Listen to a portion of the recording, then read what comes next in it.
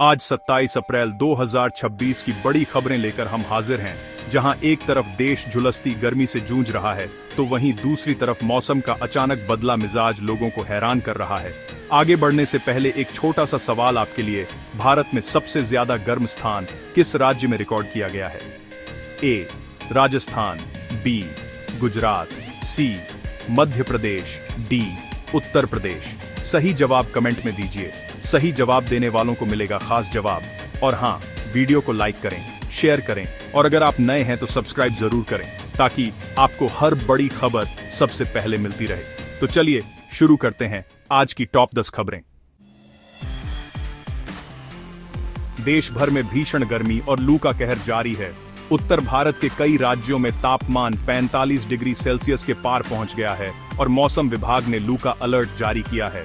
अगले 2 से 3 दिन तक राहत मिलने की संभावना नहीं है, जिससे जनजीवन प्रभावित हो रहा है।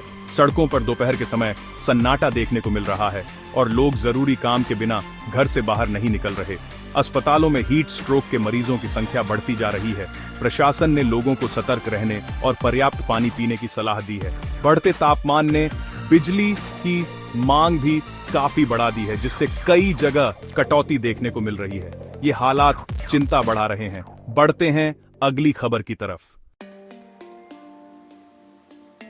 कई राज्यों में बारिश और आंधी का अलर्ट जारी किया गया है। भीषण गर्मी के बीच मौसम विभाग ने 13 से 17 राज्यों में तेज हवा, बारिश और आंधी की चेतावनी दी है। कुछ इलाकों में 70 से 80 किलोमीटर प्रति घंटा की रफ्तार से हवाएं चल सकती हैं।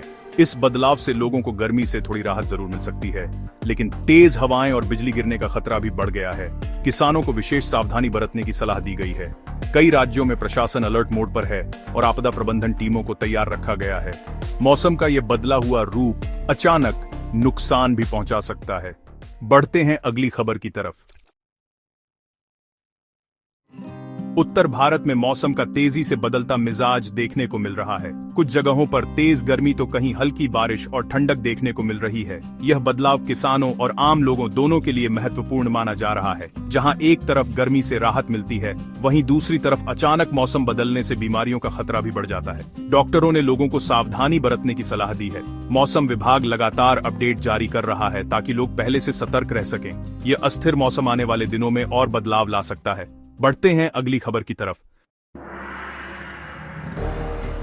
यूपी, राजस्थान, एमपी और बिहार में लू का सबसे ज्यादा असर, मैदानी इलाकों में गर्मी का असर सबसे ज्यादा है। खासकर उत्तर प्रदेश, राजस्थान, मध्य प्रदेश और बिहार में तापमान तेजी से बढ़ा है।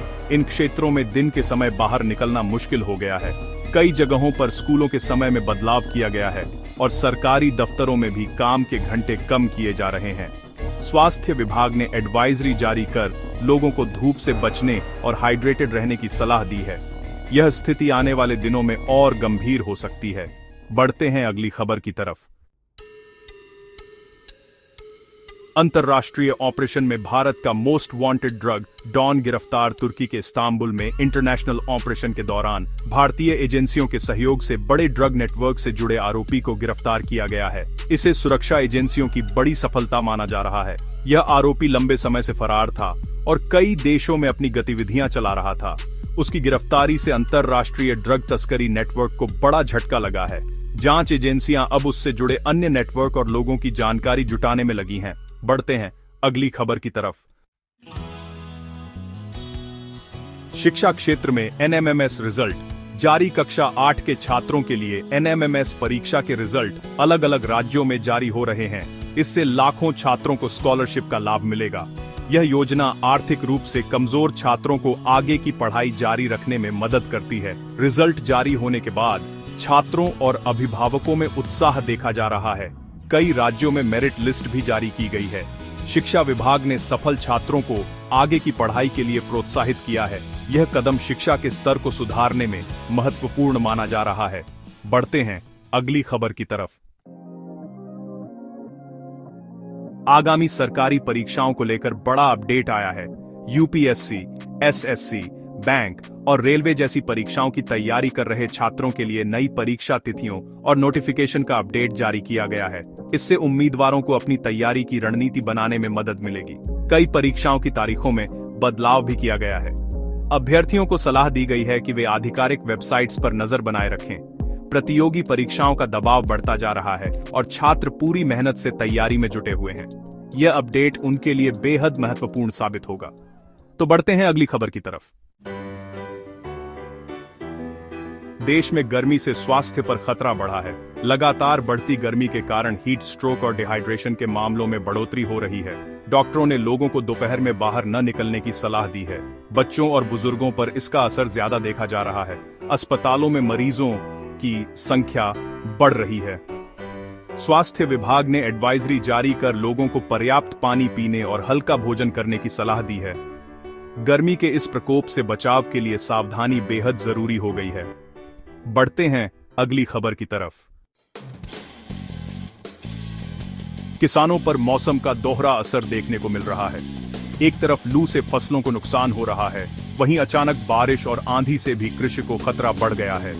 यह स्थिति खास तौर पर उत्तर और मध्य भारत में देखी जा रही है।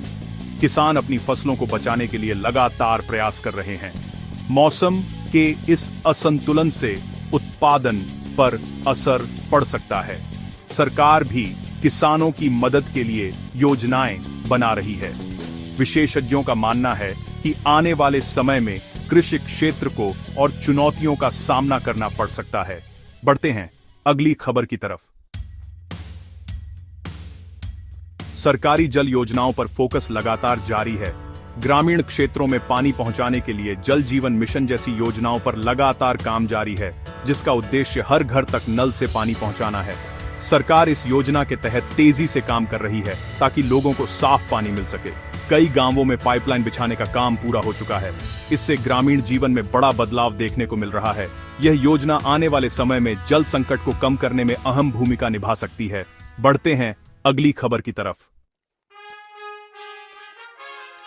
कैसी लगी आपको ये सारी खबरें? मुझे कमेंट्स में जरूर बताइए। अगर वीडियो अच्छा लगा हो तो इसे लाइक कीजिए और अगर आपने सब्सक्राइब नहीं किया है तो अभी सब्सक्राइब कीजिए। साथ ही घंटी के निशान को दबाना मत भूलिएगा ताकि आपको हमारी हर नई वीडियो का नोटिफिकेशन सबसे पहले मिले। मैं फिर मिलूंगा ऐसी ही अच्छी और खास खबरों के साथ। तब तक के लिए जय श्री राम, जय हिंद, वंदे मातरम।